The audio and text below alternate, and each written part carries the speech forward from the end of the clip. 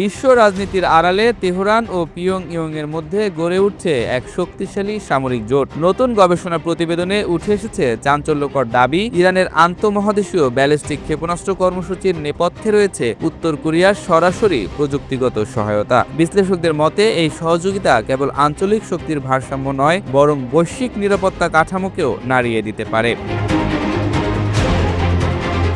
সাম্প্রতিক এক গবেষণায় রাষ্ট্রবিজ্ঞানী ও অস্ত্র বিস্তার রোধ বিশেষজ্ঞ ব্রাস-ই দাবি করেছেন, তেহরান ও পিয়ংইয়ংয়ের এই কৌশলগত অংশীদারিত্বের মূল লক্ষ্য যুক্তরাষ্ট্রের মূল ভূখণ্ডে আঘাত হানার সক্ষমতা অর্জন। বহু বছর ধরে আন্তর্জাতিক বিশ্লেষকদের একাংশ বলতেন, ইরানের ক্ষেপণাস্ত্র কর্মসূচি মূলত মধ্যপ্রাচ্য অঞ্চলেই সীমাবদ্ধ, কিন্তু নতুন তথ্য সেই ধারণাকে প্রশ্নের মুখে দাঁড় করিয়েছে। বিশেষ করে পেন্টাগনের কিছু অজ্ঞাত সূত্রের বরাত দিয়ে অতীতে অনেক সময় বলা হয়েছে, ইরানের কাছে এমন প্রযুক্তি নেই যা সরাসরি আমেরিকার ভূখণ্ডে পৌঁছাতে পারে। কিন্তু এই বিশেষজ্ঞের মতে এই মূল্যায়ন কেবল ভুলই নয়, বরং যুক্তরাষ্ট্রের জাতীয় নিরাপত্তার জন্য গুরুতর ঝুঁকি তৈরি করতে পারে। কারণ উত্তর কোরিয়ার প্রযুক্তি ইতোমধ্যে ইরানের ক্ষেপণাস্ত্র কর্মসূচিতে প্রবেশ করেছে বলে নানা প্রমাণ সামনে আসছে। গবেষণায় উল্লেখ করা হয়েছে, প্রায় ৮০ টন ক্ষমতার একটি শক্তিশালী রকেট বুস্টার প্রযুক্তি উত্তর কোরিয়া থেকে ইরানে স্থানান্তরের ইঙ্গিত মিলেছে। এই বুস্টার মূলত উত্তর কোরিয়ার উন্নত ICBM প্রকল্পের অন্যতম চালিকা শক্তি। বিশেষজ্ঞদের মতে এই ইঞ্জিনটি তৈরি হয়েছে সোভিয়েত যুগের বিখ্যাত RD-250 প্রযুক্তির ভিত্তিতে, যা সমুদ্র পৃষ্ঠ থেকে অত্যন্ত শক্তিশালী থ্রাস্ট তৈরি করতে সক্ষম। উত্তর কোরিয়া ইতোমধ্যে এই প্রযুক্তি ব্যবহার করে তাদের দীর্ঘ পাল্লার ক্ষেপণাস্ত্রের সফল পরীক্ষা চালিয়েছে। এই ধরনের ICBM এর পাল্লা প্রায় ৮,০০০ মাইল পর্যন্ত পৌঁছাতে পারে বলে ধারণা করা হয়। অর্থাৎ একই প্রযুক্তি যদি ইরানের হাতে পুরোপুরি কার্যকর হয়, তাহলে তাত্ত্বিকভাবে যুক্তরাষ্ট্রের পূর্ব উপকূলও ক্ষেপণাস্ত্রের নাগালে চলে আসতে পারে।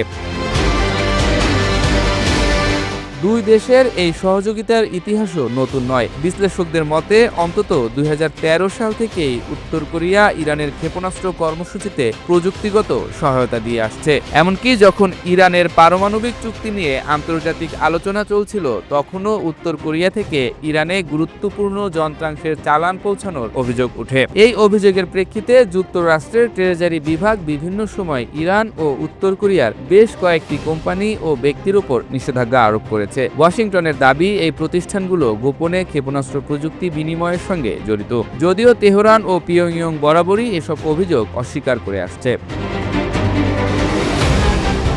বিশেষজ্ঞদের মতে প্রযুক্তি বিনিময়ে কেবল ICBM-এই সীমাবদ্ধ নয়। উত্তর কোরিয়া ধাপে ধাপে স্কাট, নোডং এবং মুসুদান শ্রেণীর ক্ষেপণাস্ত্র প্রযুক্তিও ইরানের কাছে পৌঁছে দিয়েছে বলে বিভিন্ন প্রতিবেদনে উল্লেখ রয়েছে। এর ফলে ইরান তাদের নিজস্ব ক্ষেপণাস্ত্র ভাণ্ডারকে আরও অত্যাধুনিক ও দীর্ঘপাল্লার সক্ষমতায় উন্নীত করতে পেরেছে। ২০২০ ও ২০২১ সালের জাতিসংঘ এবং মার্কিন গোয়েন্দা রিপোর্টেও এই সহযোগিতার ইঙ্গিত পাওয়া যায়। সেখানে বলা হয়, আন্তর্জাতিক নিষেধাজ্ঞা সত্ত্বেও দুই দেশের প্রযুক্তি বিনিময় পুরোপুরি থেমে যায়নি, বরং গোপনে তা অব্যাহত রয়েছে। এমনকি তেহরানে উত্তর কোরিয়ার অস্ত্র সরবরাহকারী প্রতিষ্ঠানের প্রতিনিধিদের উপস্থিতির কথাও বিভিন্ন সূত্রে উঠে এসেছে।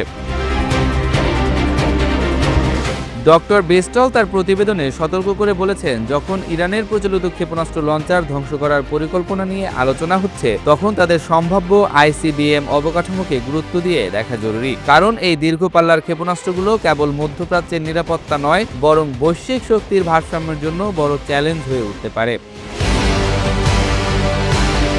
পিয়ংইয়ং ও তেহরানের এই ঘনিষ্ঠ সামরিক সহযোগিতা আন্তর্জাতিক নিষেধাজ্ঞার সীমা অতিক্রম করেই এগিয়ে চলছে বলে অভিযোগ রয়েছে। একদিকে নিষেধাজ্ঞা, অন্যদিকে গোপন প্রযুক্তি বিনিময়, এই দ্বৈত বাস্তবতা বিশ্ব রাজনীতিতে নতুন উদ্বেগ তৈরি করেছে।